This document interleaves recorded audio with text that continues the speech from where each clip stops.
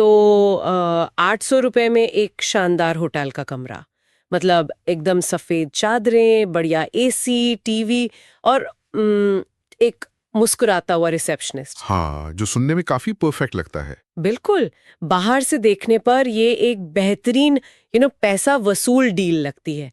हम स्क्रीन पर वो भारी डिस्काउंट देखते हैं और बिना ज्यादा सोचे बुक नाउ पे क्लिक कर देते हैं। वो तो है, हम सभी करते हैं। हाँ, लेकिन क्या इस बात पर कभी गौर किया गया है कि इस फायदेमंद डील की असली कीमत आखिर चुका कौन रहा है?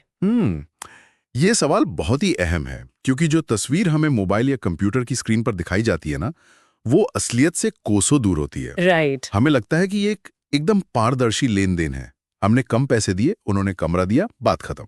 लेकिन उस एक सस्ते कमरे के पीछे जो पूरा अर्थशास्त्र या कहें जो पूरी मशीनरी काम कर रही है, वो बहुत ही पेचीदा और कई बार देखो बहुत डरावनी होती है। सच में डरावनी।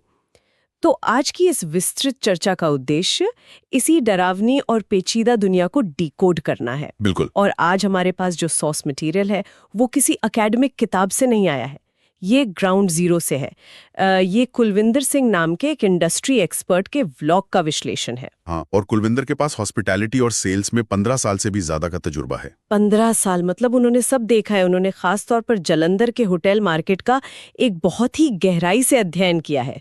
सही कहा। और दिलचस्प बात यह है कि जालंधर तो बस एक उदाहरण है, मतलब ये कहानी आज हर छोटे बड़े शहर की बन चुकी है। हाँ, ये तो मैंने भी नोटिस किया है।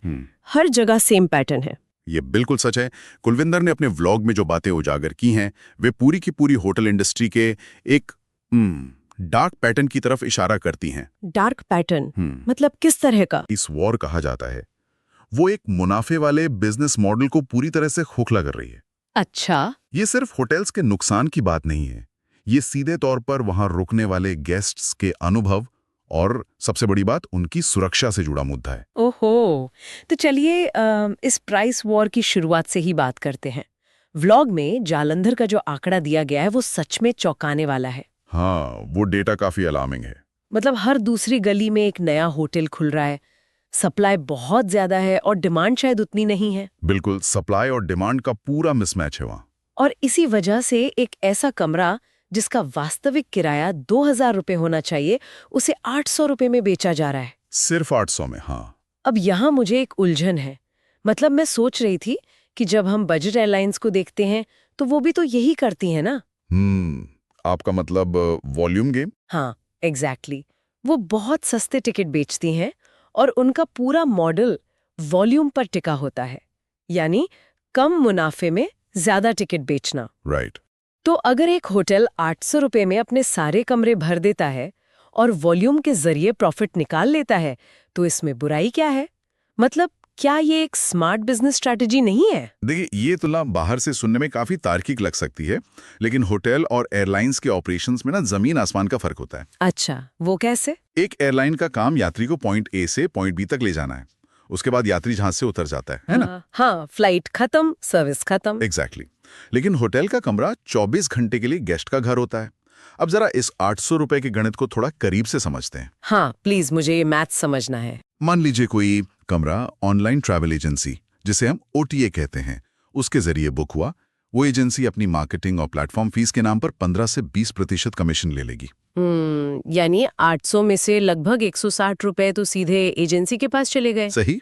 तो बचे आपके पास 640 रुपए। हाँ, 640। अब गेस्ट कमरे में आएगा तो वो AC चलाएगा, सर्दियों में गीजर चलाएगा, टीवी वाईफाई इस्तेमाल करेगा। बिल्कुल, वो तो बेसिक है। इसका बिजली का बिल लगभग 150 से 200 रुपए आता है।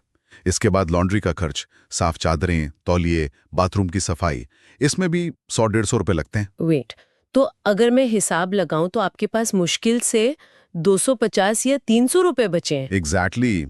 अब आप ही बताइए, क्या इतने पैसों में उस होटल की बिल्डिंग का किराया, प्रॉपर्टी टैक्स, 24 घंटे काम करने वाले रिसेप्शनिस्ट की सैलरी, और सिक्योरिटी गार्ड भी तो होता है।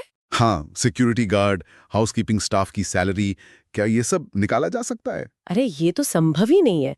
मतलब अगर हम इस गणित को देखें तो हर बिकने वाला कमरा असल में होटल का नुकसान बढ़ा रहा है। यही वो हिस्सा है जो बाहर से नहीं दिखता। होटल इंडस्ट्री में फिक्स्ड कॉस्ट यानी तय खर्चे बहुत ज्यादा होते हैं। हाँ, वो खर्चे तो होने ही है। चाहे गेस्ट आए या ना आए। बिल्कुल। वॉल्यूम का फायदा तब होता है जब आप अपना मार्जिन निकाल पा रहे हो। लेकिन 800 रुपए में तो बुनियादी खर्च भी पूरे नहीं हो रहे हैं। ये एक एकदम आत्मघाती कदम है। ये बात मेरे गले नहीं उतर रही। क्यों? मतलब जब गणित इतना साफ है कि 800 रुपए में नुकसान ही होना है, तो फिर दरवाजे खुले ही क्यों रखें? ये एक बहुत वैलिड सवाल है। कोई भी मैनेजमेंट इतना बड़ा रिस्क क्यों ले रहा है कि वो खुद अपनी जेब से पैसे भरकर कस्टमर को ठहराए? देखो, ये फैसला कोई ठंडे दिमाग से नहीं लेता। इसके पीछे एक बहुत बड़ी मनोवैज्ञानिक वजह होती है, और वो है हताशा। हताशा मतलब डेस्परेशन। हाँ, डेस्परेशन। एक खाली कमरा किसी भी होटल मालिक के लिए ना एक मानसिक प्रताड़ना की तरह होता है। मैं समझ सकती हूँ। सामने खाली कमरे देखकर स्ट्रेस तो होता होगा। बिल्कुल। रोज के खर्चे तो लगे ही हुए हैं, स्टाफ को सैलरी देनी है। ऐसे में मैनेजमेंट सोचता है कि कमरा खाली रखने से बेहतर है कि जो भी 500 या 800 रुपए आ रहे हैं वो आने दो। मतलब something is better than nothing वाली अप्रोच। एकदम सही। वो सोचते हैं कि कम से कम आज की सब्जी या आज का बिजली का बिल तो निकलेगा। ये शॉर्ट टर्म कैश फ्लो की हताशा है। लेकिन जब खर्चे पूरे नहीं होंगे तो कहीं ना कहीं तो कटौती करनी पड़ेगी ना। और वहीं से क्वालिटी का गिरना शुरू होता है। अच्छा, तो वो कॉम्प्रोमाइज करते हैं? बिल्कुल। जब मैनेजमेंट के पास पैसे नहीं होते तो वे सबसे पहले चादरें रोज धोने की बजाय 2 दिन में एक बार धोना शुरू करते हैं। वो तो बहुत हाइजीन का इशू है ना? एसी की सर्विसिंग टाल दी जाती है। अनुभवी और अच्छे स्टाफ को निकालकर सस्ते और अनुभवीहीन लोगों को काम पर रख लिया जाता है। इसका सीधा असर सर्विस पर पड़ता है। गेस्ट को गंदा कमरा मिलता है, स्टाफ का व्यवहार खराब होता है और धीरे धीरे होटल की रेपुटेशन खत्म हो जाती है। और एक बार रेप्यूटेशन गई तो फिर अच्छे कस्टमर्स वहां आना हमेशा के लिए बंद कर देते हैं। बिल्कुल। वो वापस कभी मुड़कर नहीं देखते। लेकिन व्लॉग का एक हिस्सा मुझे बहुत परेशान करने वाला लगा। मतलब वो काफी डार्क था। हाँ, वो इलीगल एक्टिविटीज वाला पार्ट। हाँ, कुलविंदर बताते हैं कि जब ये 800 रुपए वाली रणनीति भी फेल हो जाती है और सीधे तरीके से खर्चे नहीं निकलते, तो होटल मैनेजमेंट कुछ बहुत ही गंभीर और डार्क कदम उठाता है। सही बात है। ये इस हताशा का सबसे खतरनाक और अंतिम चरण है। वो बिना आईडी चेक किए एंट्री देने लगते हैं और पैसे कमाने के लिए वेश्यावृत्ति जैसी अवैध गतिविधियों को अपने होटल में जगह देने लगते हैं। हाँ, जब लीगल तरीके से होटल नहीं चल पाता तो कई जगह मैनेजमेंट अनैतिक और गैर कानूनी तरीकों का सहारा लेने लगता है। बाप रे। लोकल मार्केट में ये बात बहुत जल्दी फैल जाती है कि अमुक होटल में बिना सही दस्तावेजों के या सिर्फ कुछ घंटों के लिए कमरे आसानी से मिल जाते हैं। मैं इसे समझने की कोशिश कर रही हूँ।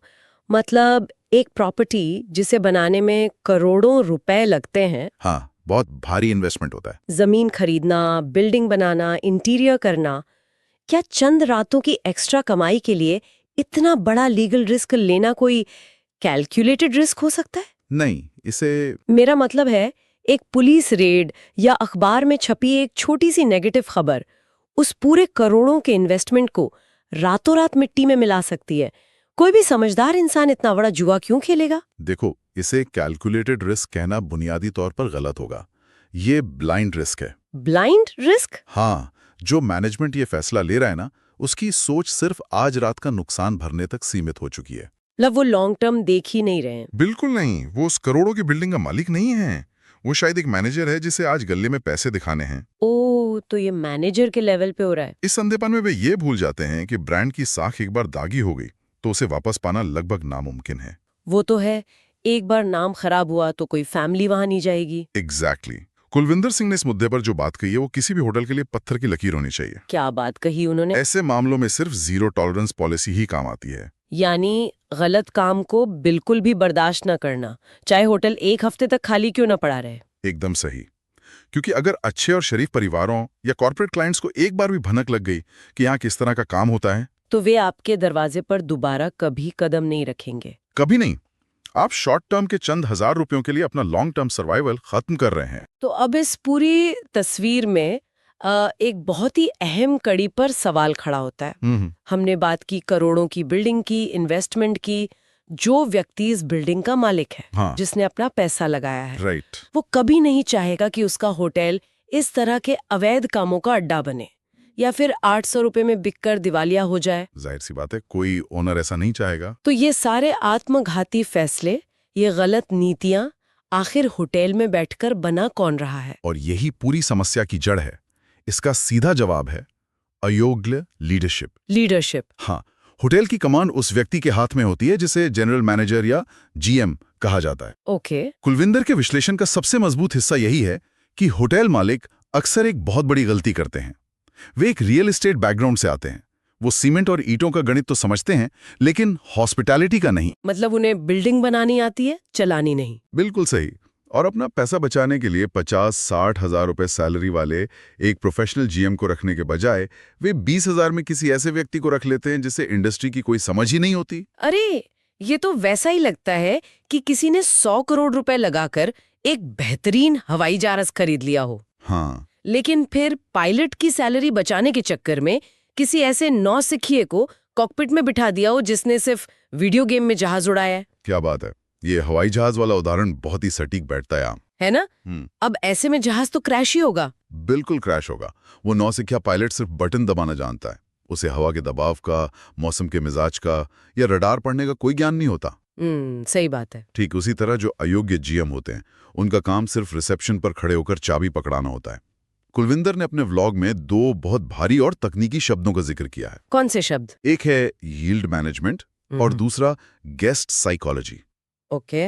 इन अयोग्य जीएम को इन दोनों का मतलब ही नहीं पता होता। यील्ड मैनेजमेंट, ये शब्द अक्सर एयरलाइंस और हॉस्पिटैलिटी में सुना जाता है। हाँ, काफी कॉमन टर्म है। लेकिन एक आम इंसान के नजरिए से देखा जाए तो ये काम कैसे करता है? मतलब इसके पीछे का मैकेनिज्म क्या है? इसे बहुत ही सरल तरीके से समझते हैं। एक होटल के कमरे की इन्वेंट्री खराब होने वाली या पेरिशेबल होती है। पेरिशेबल? कमरा कैसे खराब हो सकता है? इसका मतलब है कि अगर एक फल बेचने वाले के पास आज सेब नहीं बिके तो वो उन्हें कल बेच सकता है। हाँ, वो अगले दिन भी फ्रेश रह सकते हैं। बिल्कुल। लेकिन अगर होटल का कमरा रात के 12 बजे तक नहीं बिका तो उस रात का रेवेन्यू हमेशा के लिए खत्म हो गया। आप आज की रात को कल नहीं बेच सकते। ओह, ये बहुत ही दिलचस्प नजरिया है। मैंने इस तरह से कभी नहीं सोचा था। यही तो कैच है। तो क्या इस डर से उस कमरे को सस्ते में निकाल लेना सही नहीं है? मतलब कुछ तो पैसा आएगा। नहीं, और यहीं एक प्रोफेशनल जीएम और एक नौसिखिए का फर्क समझ में आता है। अच्छा, तो प्रोफेशनल जीएम क्या करेगा? एक प्रोफेशनल जीएम डेटा का इस्तेमाल करता है। वो देखता है कि पिछले साल इसी महीने में कितने कमरे भरे थे, आसपास कोई बड़ा इवेंट या शादी तो नहीं है, शहर में आने वाली फ्लाइट्स कितनी भरी हुई हैं। इस डेटा के आधार पर वो कमरे का सही रेट तय करता है। ओहो, वो पूरा एनालिसिस करता है। बिल्कुल। अगर डिमांड ज्यादा है तो वो रेट बढ़ा देता है, लेकिन अगर डिमांड कम है तो वो पैनिक नहीं करता। यानी वो पैनिक होके 2000 के कमरे को 800 में नहीं बेचेगा? बिल्कुल नहीं। और यहीं गेस्ट साइकोलॉजी काम आती है। गेस्ट साइकोलॉजी, वो कैसे? देखो, एक अच्छा जीएम जानता है कि अगर उसने अचानक 3,000 रुपए वाले कमरे को 800 रुपए में बेचना शुरू कर दिया तो गेस्ट खुश हो जाएंगे? नहीं, जो प्रीमियम गेस्ट हैं उनके दिमाग में एक संदेह पैदा होगा। उन्हें लगेगा कि अचानक ऐसा क्या हो गया। ओ राइट, वो सोचेंगे कि दाल में कुछ काला है। हाँ, वो सोचेंगे कि क्या साफ सफाई खराब है, क्या सिक्योरिटी का कोई इशू है, क्या कमरों में छुपे हुए कैमरे तो नहीं है। वेट, सच में लोग ऐसा सोचते हैं? बिल्कुल सोचते हैं। जब आप बहुत ज्यादा डिस्काउंट देते हैं तो आप अपना ब्रांड डिग्रेड करते हैं और अपनी असली टारगेट ऑडियंस को खुद से दूर कर देते हैं। ये तो बहुत ही आई ओपनिंग बात है। एक प्रोफेशनल जीएम कभी डिस्काउंट नहीं बेचता, वो एक्सपीरियंस बेचता है। ये बहुत ही गहरी बात है। जब आप सिर्फ कीमत पर खेलते हैं तो आप क्वालिटी के ग्राहकों को डरा देते हैं। एकदम सही। और जो नौसिखिया जीएम होते हैं वे बस यही गलती करते हैं। वे डर के मारे कीमत गिराते हैं, फिर खर्च पूरे नहीं होते और फिर वही शॉर्टकट्स और गैरकानूनी गतिविधियों का दुष्चक्र शुरू हो जाता है। ये पूरी एक चेन रिएक्शन है जो गलत लीडरशिप से शुरू होकर पुलिस रेड पर खत्म होती है। सही कहा आपने। और सबसे दुखद बात यह है कि मालिक को इस बात की भनक तब लगती है जब पानी सिर से ऊपर जा चुका होता है। ये तो बहुत ही डरावनी सिचुएशन है मालिकों के लिए भी। बिल्कुल है। तो अब जब हमने इस पूरी बीमारी को इतनी गहराई से समझ लिया है कि कैसे 800 रुपए का कमरा एक भ्रम है, हाँ, कैसे शॉर्टकट्स ब्रांड को तबाह करते हैं और कैसे अयोग्य जीएम इस पूरी बर्बादी की नींव रखते हैं, तो इसका इलाज क्या है? इलाज तो है इसका। मतलब अगर कोई नया होटल मालिक या कोई मैनेजर इस गलाकाट इंडस्ट्री में टिके रहना चाहता है जहां पड़ोसी होटल रेट गिराकर बिजनेस खींचने की कोशिश कर रहा है, तो सर्वाइवल की सही रणनीति क्या होनी चाहिए? कुलविंदर सिंह ने अपने अनुभव का निचोड़ एक बहुत ही ठोस रणनीति के रूप में दिया है। अच्छा, क्या कहते हैं वो? उनका साफ कहना है, रेट के पीछे मत भागिए, रिलायबिलिटी यानी विश्वसनीयता के पीछे भागिए। रिलायबिलिटी। हाँ, अगर आप प्राइस वॉर में उतरे तो आप कभी नहीं जीत सकते, क्योंकि कोई ना कोई आपसे सस्ता हमेशा मिल जाएगा।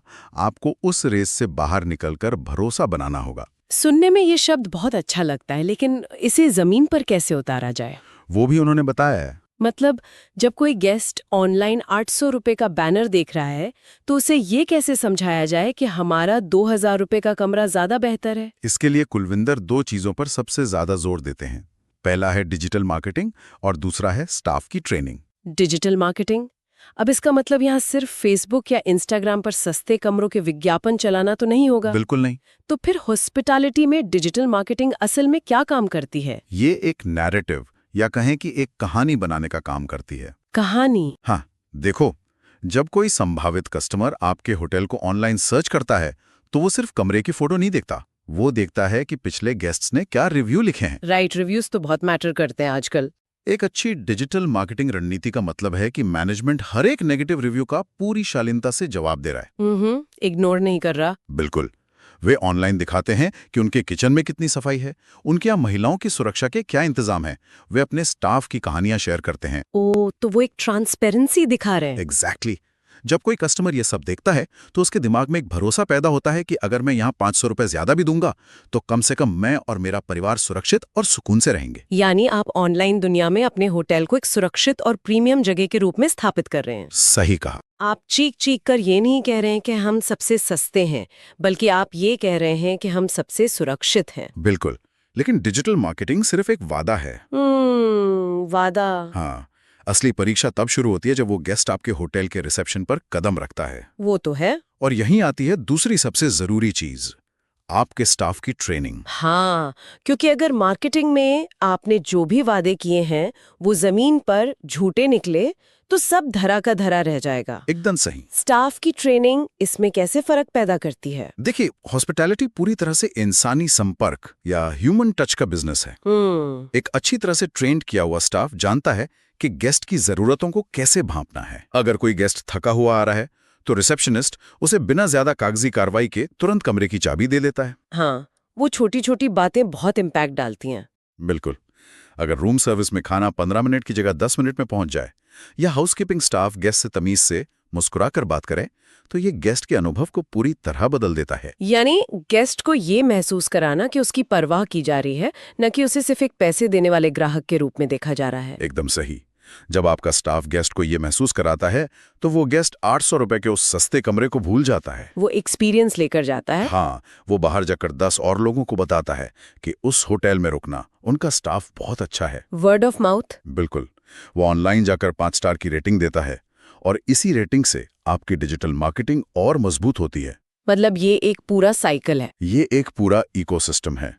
एक बार जब आप ये रिलायबिलिटी बना लेते हैं तो कस्टमर खुद आपके पास आता है और आपको उसे अपनी तरफ खींचने के लिए रेट गिराने की जरूरत नहीं पड़ती। क्या बात है। इस अज्ञानता और प्राइस वॉर का इकलौता एंटीडोट सही ज्ञान और बेहतरीन ट्रेनिंग ही है। ये एक बहुत ही पावरफुल इंसाइट है।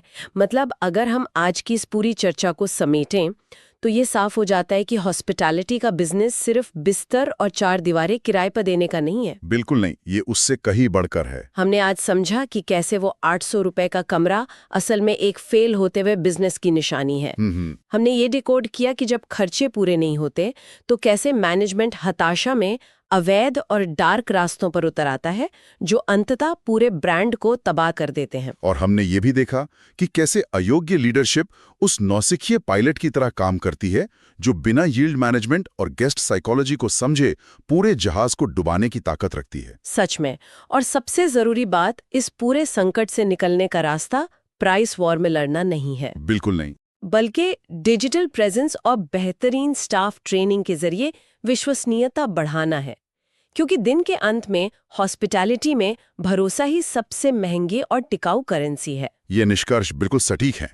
जो होटल्स इस बात को समझकर लागू कर लेते हैं वो किसी भी मंदी या प्रतियोगिता में टिके रह सकते हैं। तो आज की इस गहरी चर्चा के बाद हम एक ऐसा विचार छोड़कर जाना चाहेंगे जो शायद अगली बार किसी भी ऑनलाइन बुकिंग के समय चीजों को देखने का नजरिया बदल दे। बिल्कुल।